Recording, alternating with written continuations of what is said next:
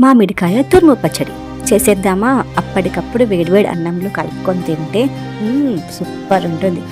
So ప్రాసెస్లోకి వెళ్దామా?